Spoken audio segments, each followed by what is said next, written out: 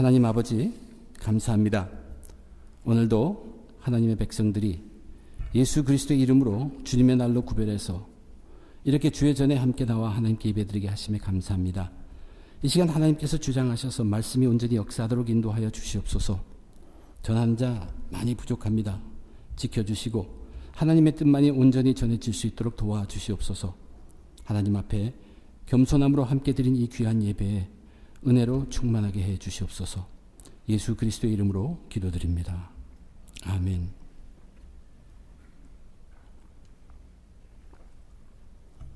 우리 그리스도인들은 영혼의 구원이 참으로 중요하다는 것을 잘 아는 사람들입니다. 그런데 세상에서 돈 벌고 살기 위해서 영혼의 구원에 대해서 말하지 않습니다. 그러나 비록 세상에서는 생소한 이야기일지 몰라도 교회에서만은 거듭 강조되어야 하는 것이 영혼에 관한 이야기이고 구원에 관한 이야기입니다. 그래서 교회에서는 십자가의 이야기가 있고 죄에 대한 이야기가 가득합니다. 세상과는 너무 동떨어진 이야기를 계속 교회에서 반복하다 보면 누가 교회에 오겠느냐고 염려하는 것이 오늘날 이 세대의 교회의 모습이라면 그것은 잘못된 것입니다. 그런 염려하느라 말을 부드럽게 돌려 하고 주제가 세상의 일이 되어버리고 그 주제로운 세상의 그 주제에다 하나님의 뜻을 조금 섞어서 소개하는 정도로 교회의 몫을 감당한다면 정작 교회를 통해서 전해야 될 것은 뒤로 가고 맙니다. 그런 교회는 그냥 살아남기 위해서 존재할 따름입니다. 그러나 교회라는 것은 그런 것이 아닙니다. 하나님이 세우셨습니다. 하나님이 교회를 세우신 것은 이 세상의 빛이 되고 이 세상의 소망이 되게 하기 위해서입니다. 교회를 통해서 세상을 바꾸시고 하나님 나라가 확장되게 하시기를 하나님이 원하셔서 교회를 두었습니다. 교회가 그 일을 많이 감당하려면 구원받은 영혼이 많아야 합니다. 그런데 구원받은 영혼이 많은 것만으로는 그 일을 충분히 감당할 수가 없습니다. 교회가 세상의 빛과 세상의 소망으로서 존재하기 위해서는 구원받은 영혼이 필요할 뿐만 아니라 그 구원받은 영혼들이 자라나서 더욱더 강해져야 합니다. 그렇지 않으면 그냥 구원만 받은 영혼만 있다고 교회가 세상을 바꿀 수 있지 못합니다. 구원받은 영혼들이 강건해야 합니다. 그래서 영혼을 구원하는 것도 굉장히 중요하지만 거기에 못지않게 구원받은 영혼들이 자기의 영혼 상태를 점검하고 깨어서 자라고 강건해지는 것이 절대적으로 필요한 것이 오늘 이 세대의 모습이라고 저는 분명히 믿습니다. 왜 우리의 영혼들이 자라지 못하고 강건해지지 못하는가? 열심이 없기 때문인가? 그렇지 않습니다. 오늘날에도 우리는 열심히 지냅니다. 수요일도 모이고 새벽 기도도 하고 모임도 얼마나 많은지 모르고 많은 선교도 하고 있습니다. 그럼에도 불구하고 영혼 하나를 살펴보면 자라지 못하고 건강하지 못하고 쓰러지고 지치고 힘들어하는 영혼들이 대부분입니다. 사도 바울이 고린도 교회에 이 편지를 쓴 것은 그 교회가 창립된 지 한 5년 정도 안에 있었던 일입니다. 정말로 교회로서는 초기예요. 근데 이미 사도 바울은 보았어요. 구원받은 영혼들이 자라나지 못하는 것을 보았어요. 이것이 얼마나 심각하다는 것을 사도 바울은 깨우쳤어요. 그래서 그거를 아주 혹독한 말로 그들을 꾸짖으면서 깨우치게 하는 것이 사도 바울이 하신 모습입니다. 그래서 지금 이 세대, 우리가 살고 있는 우리 교회, 우리들 교회, 이 세대의 교회들의 모습 속에 영혼들을 살펴보면 이것은 막 생긴 문제가 아닙니다. 만성 질환이 되었습니다. 내 영혼은 살아있는지 없는지도 모르면서 그냥 교회만 오면 되는 줄을 알고 있어요. 그렇게 오래 가다 보니까 영혼이 시들었고, 영혼이 병들었고, 영혼이 지쳐 있습니다. 그러나 그런 영혼들이 가득합니다. 그렇다면 그 교회는 세상에 빛의 사명을 감당할 수는 없습니다. 세상의 소망이 되지는 못합니다. 정작 교회가 세상을 조금이라도 바꿔가는, 그래서 영혼이 강건한 수많은 사람들이 교회, 아니 시장 바닥을 지나갈 때 그냥 그런 사람들이 거기에 참으로 그 시장 분위기가 바뀌는, 그것이 교회가 세상을 바꾸는 모습입니다. 우리는 우리의 영혼의 상태를 점검해야 합니다. 너무나 오랫동안 점검하지 않았기 때문에 그것을 모른다면 교회는 그것을 일깨워 줄 수 있어야 합니다. 우리가 열심이 없어서가 아닙니다. 우리의 충성이 잘못되었기 때문에 그렇습니다. 우리의 영혼을 살리고 이 영혼이 강건하게 하는 정말 바른 충성이 무엇인가? 여러분과 함께 살펴보며 은혜 나누고자 합니다. 사도 바울은 오늘의 본문을 보면 자기와 고린도 교인을 비교하고 있습니다. 그 비교를 통해서 그들에게 아주 혹독한 꾸지람을 주고 있습니다. 먼저 사도 바울이 자기를 무엇이라고, 누구라고 얘기합니까? 자기는 그리스도의 일꾼이라고 얘기합니다. 그리고 뒤에 맡은 자에게 구할 것은 충성이니라. 그러면 그리스도의 일꾼이 충성스럽게 되기 위해서는 무엇에 충성해야 합니까? 그리스도의 일꾼이기 때문에 그리스도에 충성해야 합니다. 예수님에게 충성해야 합니다. 과연 우리가 예수님에게 충성하는 것이 무엇인가? 그래, 믿는 사람들 다 예수님에게 충성하고 있는 거 아닌가요? 그것을 사도 바울은 오늘 본문에서 아주 명확하게 설명해 주고 있습니다. 우리는 우리의 영혼이 구원받은 자라고 하면서도 그럼 당연히 예수, 그분을 나타내 주시는 십자가, 거기에 충성하는 사람이지 하면서도 우리의 모습을 잘 들여다보면 우리는 세상 사람들의 판단에 왔다 갔다 하는 사람이란 얘기예요.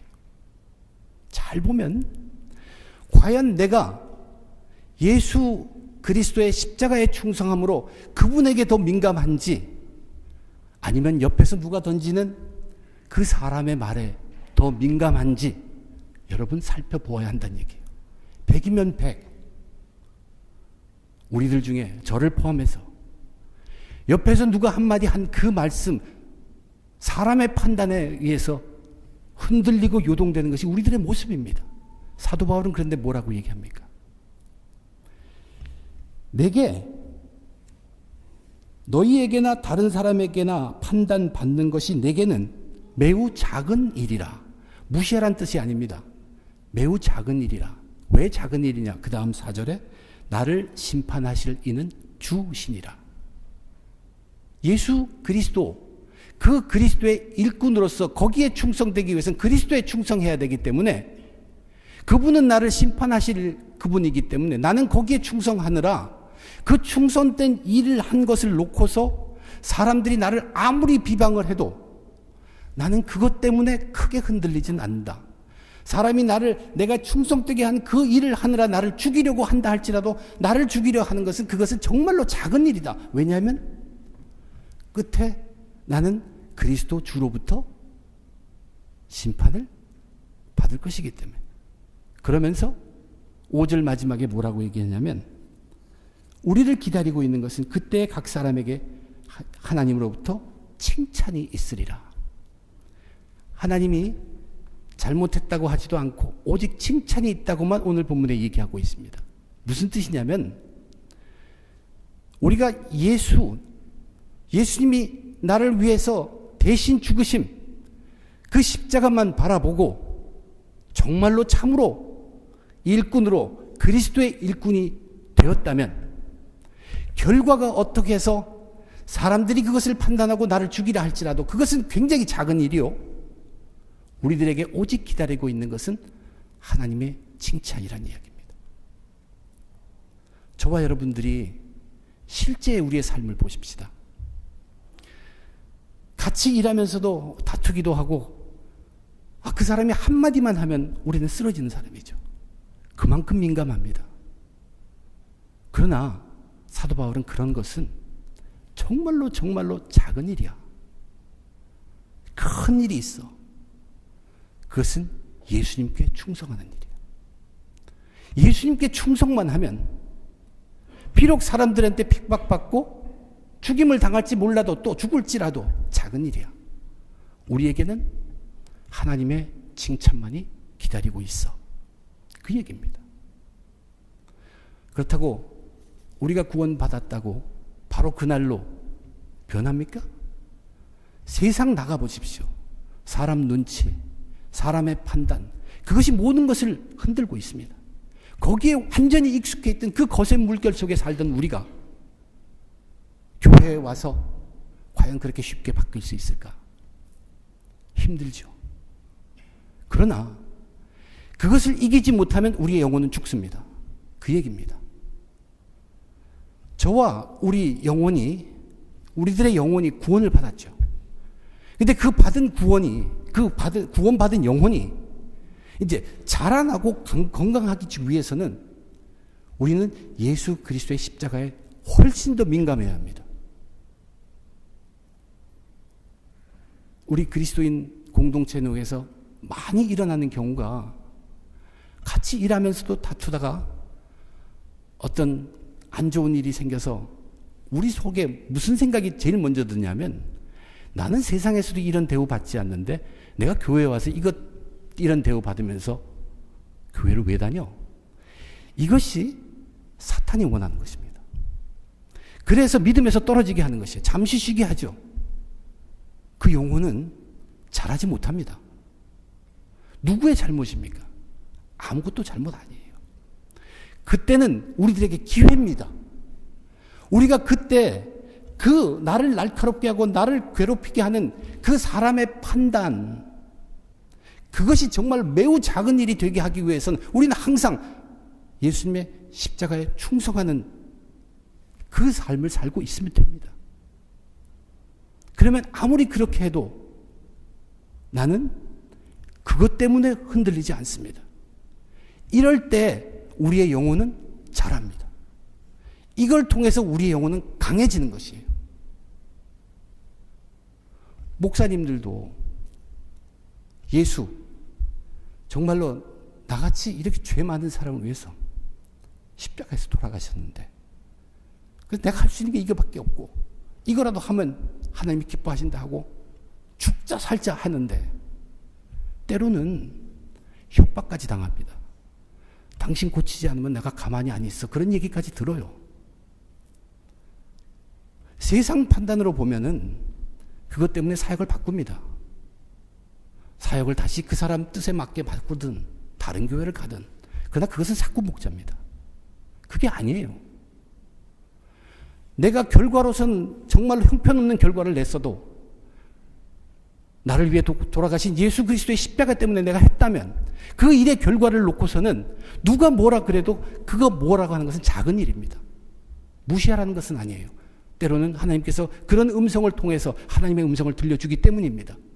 그러나 예수 그리스도 십자가에 충성하는 한 그러한 인간의 판단은 우리들에게 선으로 다가오지 악으로 다가오지 않습니다. 굳건하게 서 있을 수 있습니다. 버티는 것입니다. 할 때까지 하는 것입니다. 그러면 세상에서 죽을지라도 그것은 정말로 작은 일이며 우리 앞에 기다리고 있는 것은 하나님의 칭찬이라는 얘기예요. 그럴 때 그 사람의 영혼은 쑥 자랍니다.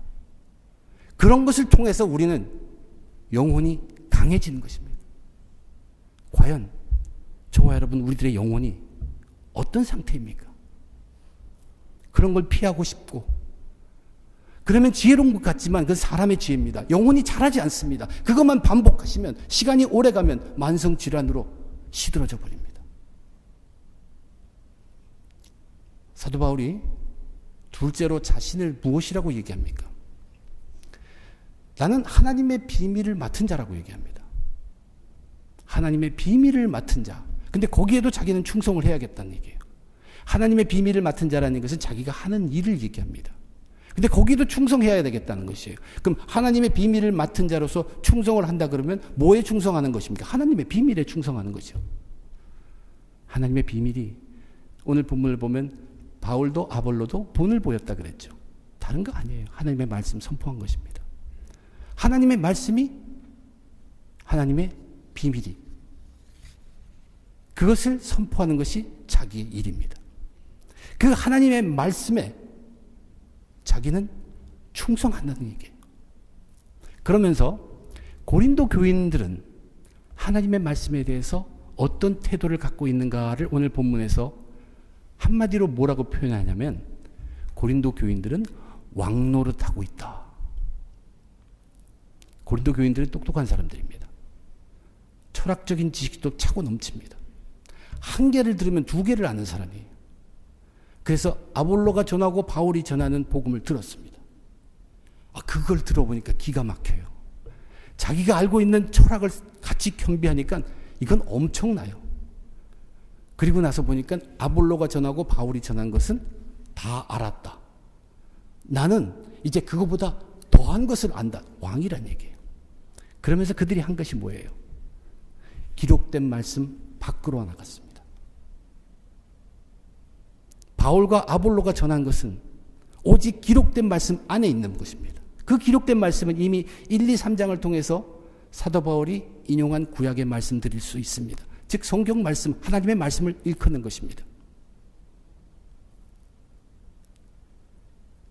그들은 자기들이 복음을 다 알았다. 바울은 이렇게 얘기했지만 이것을 내가 배운 철학과 생각해서 이렇게 표현하면 훨씬 더 파워풀한 선생이 될 수 있다. 그렇게 사는 사람들.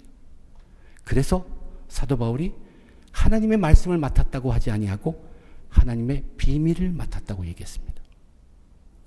하나님의 비밀은 인간의 지혜로 알았다고 전하는 것이 비밀이 아닙니다. 하나님의 말씀, 하나님께서 계시로 그때 주시는 것으로 선포하기만 하면 됩니다. 받는 사람이 자기의 입장에서 어떻게 되든 놀랍게 받아들이는 그 놀라운 비밀. 그래서 하나님의 말씀이라는 것은 정말 생명을 살리는 힘이 있습니다. 우리의 영혼이 자라고 우리의 영혼이 강건해지려면 하나님 말씀에 충성하지 않으면 안 됩니다. 다른 길은 없습니다. 그 하나님의 말씀 한 번 읽었다고 됐어. 왕노릇하는 것입니다. 하나님 말씀 앞에는 절대로 겸손해야 합니다. 왜 하나님의 말씀이 살아있는 말씀이고 생명의 말씀이고 그 이유는 전부 다 하나님의 말씀이 비밀이기 때문에 그렇습니다.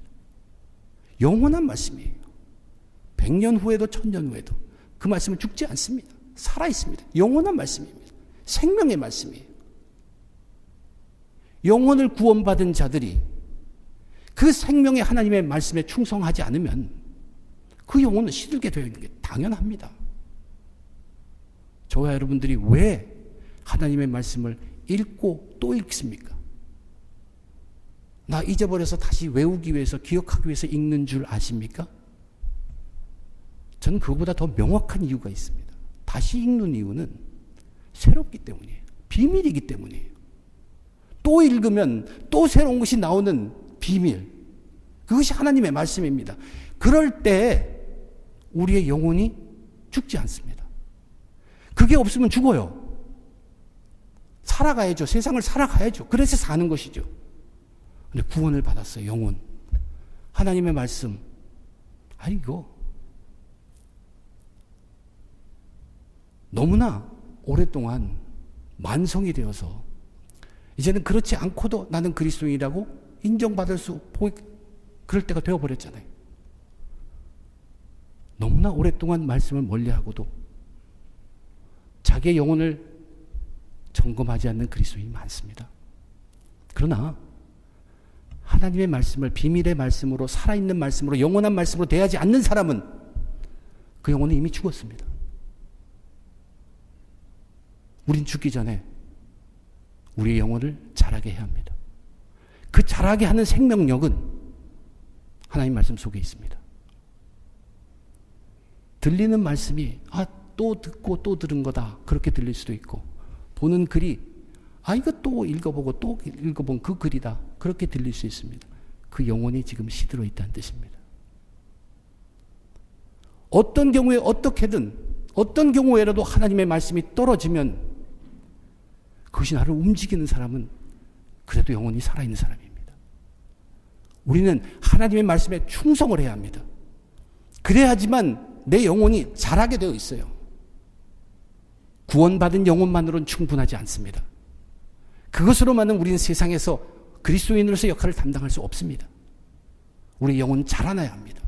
자라는 그 생명력은 말씀 속에밖에 없습니다. 그래서 하나님의 말씀에는 우리는 온 힘 다해서 충성할 수 있어야 합니다. 저와 여러분이 하나님의 말씀을 인간의 지혜로 대해서는 정말로 위험합니다. 인간의 지혜로 대하면 다 아는 것 같고, 그렇게 오래 살다 보니까 이제 영은 시들었는데 무언가는 찾고 싶어 보니까 새 것을 찾게 되는데, 그 새 걸 찾는 것이 어디서 찾냐면 기록된 말씀 밖에서 찾습니다. 그때 바로 영혼이 죽습니다. 이것은 굉장히 무서운 일이고 굉장히 불쌍한 일입니다.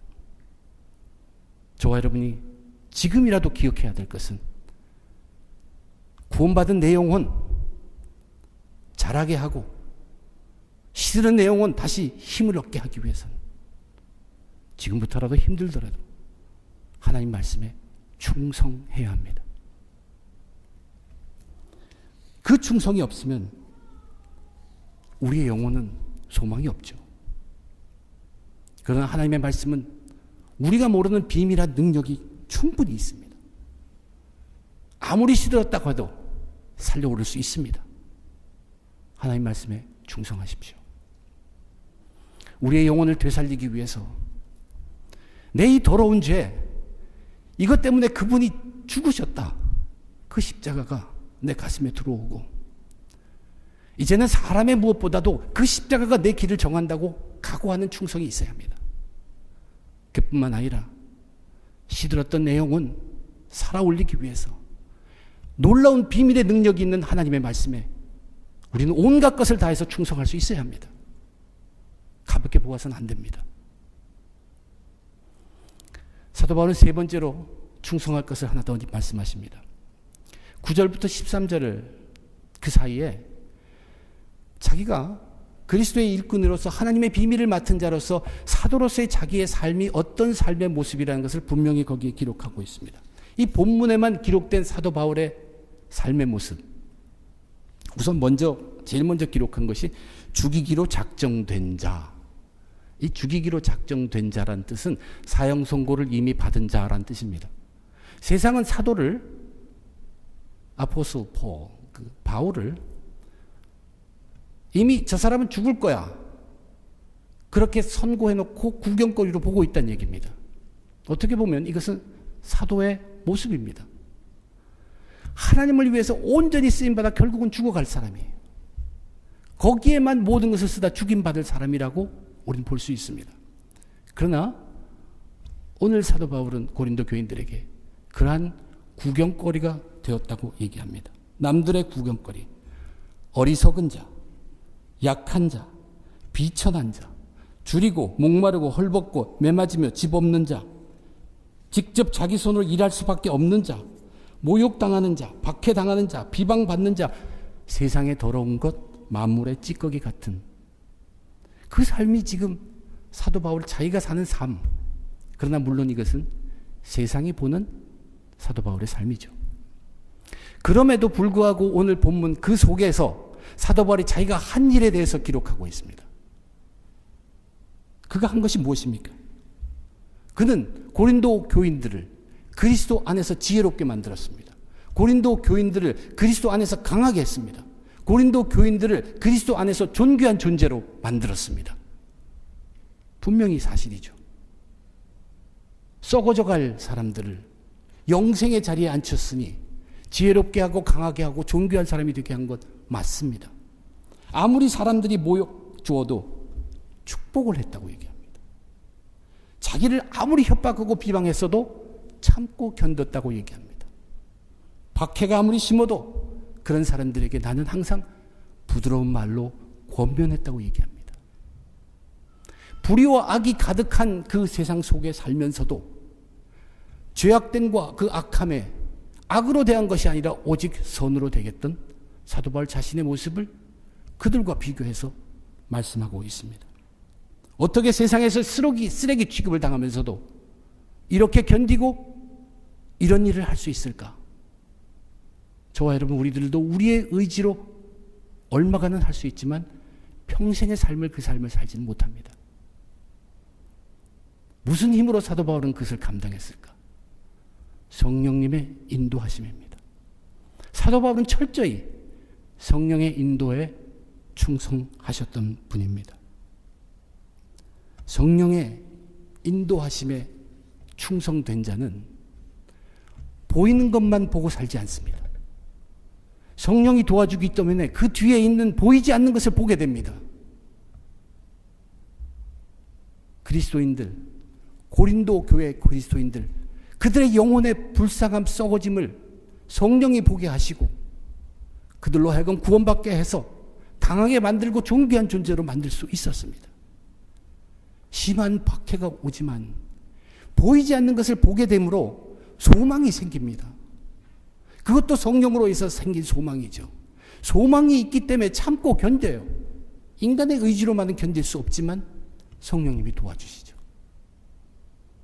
하나님의 능력이 성령을 통해서 우리에게 전달됩니다. 그 성령님이란 분은 정말로 대단한 분이에요. 우리는 이 험악한 세상 속에서 내가 무엇을 기도해야 되고 어떻게 기도할지도 모를 만큼 처참한 상태에 들어갈 때가 많습니다. 오늘 사도 바울이 얘기한 것처럼. 그러나 그런 상태에서 마음 열고 진심으로 하나님 앞에 무릎을 꿇을 때 우리를 위해서 기도해 주시는 성령님은 탄식하며 기도해 준다고 기록되어 있습니다. 그 탄식이 뭔지 압니까? 신음소리입니다. 성령이 내 모든 것을 다 하시고 나를 위해서 하나님께 위해서 간구하는데 성령님이 신음할 정도까지 기도해 주신다는 얘기예요. 근데 그 성령님은 하나님에 대해서 다 아십니다. 그리고 우리의 속에 모든 것도 다 아십니다. 그분이 그렇게 구해줄 때 우리에게 오는 것이 무엇입니까? 성령을 통해 우리에게 전달해주는 하나님의 능력입니다. 그 하나님의 능력으로 보이지 않는 것을 보고 하나님의 능력으로 소망이 있기 때문에 참고 견디고 하나님의 능력으로 우리는 일을 감당해내는 것입니다. 그것이 우리의 영혼이 자라는 것입니다. 그것이 그럴 때에야만 우리의 영혼이 강건하게 됩니다. 이 성령의 체험함이 없다면 우리의 영혼은 구원은 받았을지 몰라도 오랜 시월이 지나 시들고 맙니다. 다른 길이 없어요. 우리의 영혼은 자라야 합니다. 그리고 우리의 영혼은 자랄 뿐만 아니라 강건해져야 합니다. 건강해져야 합니다. 하나님 앞에 나가 무릎 꿇어야 합니다. 저는 우리 중앙의 성도 여러분, 나의 영혼의 상태를 정말 진실되게 한번 점검해 보시기를 부탁드립니다. 믿은 지 오래될수록 우리는 더 다시 한번 심각하게 영혼을 살펴보아야 합니다. 세상에서는 이런 이야기 하지 않아요. 그렇기 때문에 교회에서는 이야기를 반드시 해야 합니다. 저와 여러분이 우리 진정한 믿음의 사람들이라면 우리의 생명이 달려있는 문제입니다. 나는 얼마나 예수님께 충성하고 있는가? 세상 사람 눈치 따라 살고 있나? 아니면 나를 위해 죽으신 예수님의 십자가 때문에 살고 있나? 세상에서 인기를 얻고 세상에서 높은 지위를 얻으려면 사람의 눈치를 보는 것이 정답입니다. 그러나 우리가 내 영혼을 자라게 하고 내 영혼을 강건하게 하기 위함이라면, 그래서 하나님으로부터 칭찬받는 그 삶을 살겠다면 우리는 예수님의 십자가에 충성해야만 합니다. 사람 눈치에 흔들리지 마시고 사람이 아무리 협박해도 그것은 작은 일이라고 고백하며 예수 십자가에 충성해야 합니다. 그 길이 영혼이 살아가는 길입니다. 영혼이 소생하는 길입니다. 나는 얼마나 하나님 말씀에 충성하고 있는가 돌아보아야 합니다. 하나님의 말씀을 대할 때 정말 떨리는 마음으로 대하고 있는가? 하나님의 말씀이라는 것은 정말 놀라운 생명력이 있는 말씀입니다. 하나님의 말씀은 하나님의 비밀이 담긴 끝없는 진리, 영원한 말씀, 살아있는 말씀입니다. 하나를 알았다고 자랑해서도 안 되고 터무니없이 다 알았다고 교만해서는 더욱도 안 됩니다. 우리는 하나님 말씀 앞에 절대로 겸손해야 합니다. 아무리 알아도 내가 아는 것은 극히 질부. 하나님의 비밀은 더 귀한 것, 더 많은 것 또 주신다. 이 기대감. 하나님 말씀 대하기에 앞서서 이러한 기대와 준비로 떨림이 있어야 합니다. 그리고 하나님 말씀을 대할 때마다 대하고 나서는 감격과 기쁨의 떨림이 있어야 합니다. 그래야 바로 우리 영혼이 자라나는 것입니다. 그래야만 우리의 영혼들이 강건해집니다. 우리는 하나님 말씀에 충성해야 합니다. 나는 얼마나 성령님이 나를 인도하시는데 충성하고 있는가? 여러분, 내가 세상에서 사는데 믿음 때문에 사느라고 여러분이 어려움을 당하십니까? 그 어려움이 있어야 합니다. 그러한 어려움이 있는 사람은 그래도 영혼이 살아있는 사람입니다. 내가 세상에서 샀는데 믿음을 지키면서 사는데도 아무 어려움이 없다면 그것은 신앙이 정말로 좋아서이든가 아니면 이미 그 영혼이 힘없이 시들었기 때문일 수도 있습니다. 자기를 비우고 하나님 앞에 나가야 합니다. 그래서 보이는 것만으로 살아가는 게 아니에요. 하나님의 성령님이 보여주시는 것, 성령님이 인도해 주시는 보이지 않는 것으로 우리는 소망을 갖고 살아야 합니다. 그 소망 때문에 우리는 성령님께 맡기고 참고 견디고 기다리는 것이죠. 성령님이 도와주시니까 기다릴 수 있고 참을 수 있고 견딜 수 있습니다.